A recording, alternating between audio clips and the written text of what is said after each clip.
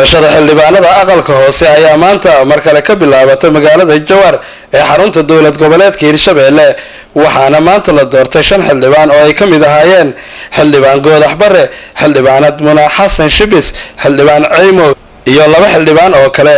doorashada kadib ayaa waxa ku dhawaaqay guddiga doorashooyinka dadban xildhibaanada guuleystay. waxaa tartamayay musharaxiinta kale ah Muna Xasan Shibis iyo Bakiin Maaxiye Macalin. Muna Xasan Shibis waxay heshay 22 cod. Bakiin Maaxiye Macalin waxay heshay 24 cod. waxaa guuleystay oo u gudbay musharaxnimada xildhibaannimada sanadka 2016 Muna Xasan Shibis. ani gabadh walaashays aan filaa isku mid ahay haday iida hayshana waxaan diyaar u ahay inaan kula shaqeeyo kursiga eesh. waxaan aad iyo aad ugu faraxsanahay doorashada maanta meesha tan ka dhacday. waxaan u hambaleynayaa dhammaan intii codkooda na siiyay iyo intaana na siinin.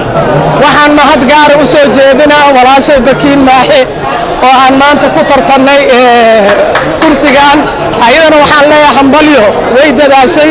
wareegii labaad ee codbixinta oo ay isugu soo hareen labada musharax ee kala Cabdulaahi Goodax Barre iyo Bile Iidle Sabriye waxay ku dhamaatay Cabdulaahi Goodax Barre oo helay 32 cod iyo Bile Iidle Sabriye oo helay 18 cod iyo 1 cod oo xumaaday.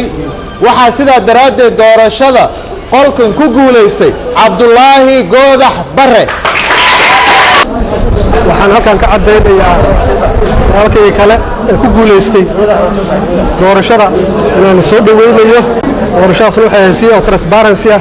dalkan ka dhashay waa dhawaaqeen waa codeeyeen aad iyo aad ugu mahadcelinayaa mas'uuliyadda ay saareen oo qarankeena ugu adeegay ay saareen.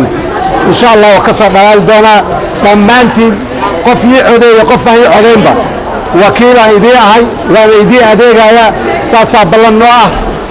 aan u celinayaa musharaxiinta sharafta leh walaalaheeda ee ila tartamay ee runtii tusiyey dulqaad iyo dadnimo tusiyey musharaxiinta sharafta leh walaalahay dhammaantood 3 musharaxiin oo ila tartantay waxay leeyihiin ammaan iyo sharaf. waxaana u hayaa abaal weyn in ay ku tartameen si nadiifa. Ismaaciil Cabdulle Sabriye, Universal TV, Jowhar.